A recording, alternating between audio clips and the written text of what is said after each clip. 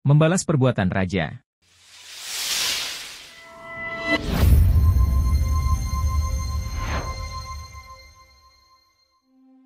Abu Nawas hanya tertunduk sedih mendengarkan penuturan istrinya. Tadi pagi beberapa pekerja kerajaan, atas Titan langsung Baginda Raja membongkar rumah dan terus menggali tanpa bisa dicegah. Kata mereka tadi malam Baginda bermimpi bahwa di bawah rumah Abu Nawas terpendam emas dan permata yang tak ternilai harganya. Tetapi setelah mereka terus menggali ternyata emas dan permata itu tidak ditemukan. Dan Baginda juga tidak meminta maaf kepada Abu Nawas dan juga tidak mengganti kerugian. Inilah yang membuat Abu Nawas memendam dendam. Lama Abu Nawas memeras otak, namun belum juga ia menemukan muslihat untuk membalas Baginda. Makanan yang dihidangkan oleh istrinya tidak dimakan karena nafsu makannya lenyap. Malam pun tiba, namun Abu Nawas tetap tidak beranjak. Keesokan hari Abu Nawas melihat lalat-lalat mulai menyerbu makanan Abu Nawas yang sudah basi. Ia tiba-tiba tertawa riang. "Tolong ambilkan kain penutup untuk makananku dan sebatang besi," Abu Nawas berkata kepada istrinya. "Untuk apa?" tanya istrinya heran. "Membalas Baginda Raja," kata Abu Nawas singkat. Dengan muka berseri-seri Abu Nawas berangkat menuju istana. Setiba di istana Abu Nawas membungkuk hormat dan berkata, "Ampun tuanku, hamba menghadap tuanku Baginda hanya untuk mengadukan perlakuan tamu-tamu yang tidak diundang.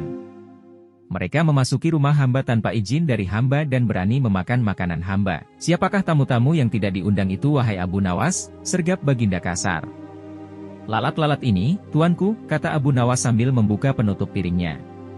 "Kepada siapa lagi kalau bukan kepada Baginda junjungan hamba mengadukan perlakuan yang tidak adil ini. Lalu keadilan yang bagaimana yang engkau inginkan? Dariku? Hamba hanya menginginkan izin tertulis dari Baginda sendiri agar hamba bisa dengan leluasa menghukum lalat-lalat itu." Baginda Raja tidak bisa mengelakkan diri menolak permintaan Abu Nawas karena pada saat itu para menteri sedang berkumpul di istana. Maka dengan terpaksa Baginda membuat surat izin yang isinya memperkenankan Abu Nawas memukul lalat-lalat itu dimanapun mereka hinggap.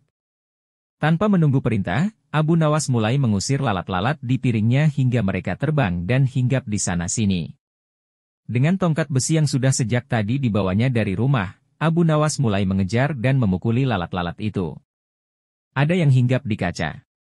Abu Nawas dengan leluasa memukul kaca itu hingga hancur, kemudian vas bunga yang indah. Kemudian giliran patung hias sehingga sebagian dari istana dan perabotannya remuk diterjang tongkat besi Abu Nawas. Bahkan Abu Nawas tidak merasa malu memukul lalat yang kebetulan hinggap di tempayan Baginda Raja. Baginda Raja tidak bisa berbuat apa-apa kecuali menyadari kekeliruan yang telah dilakukan terhadap Abu Nawas dan keluarganya. Dan setelah merasa puas, Abu Nawas mohon diri. Barang-barang kesayangan Baginda banyak yang hancur. Bukan hanya itu saja, Baginda juga menanggung rasa malu. Kini ia sadar betapa kelirunya berbuat semena-mena kepada Abu Nawas. Abu Nawas yang nampak lucu dan sering menyenangkan orang itu ternyata bisa berubah menjadi garang dan ganas serta mampu membalas dendam terhadap orang yang mengusiknya. Abu Nawas pulang dengan perasaan lega. Istrinya pasti sedang menunggu di rumah untuk mendengarkan cerita apa yang dibawa dari istana.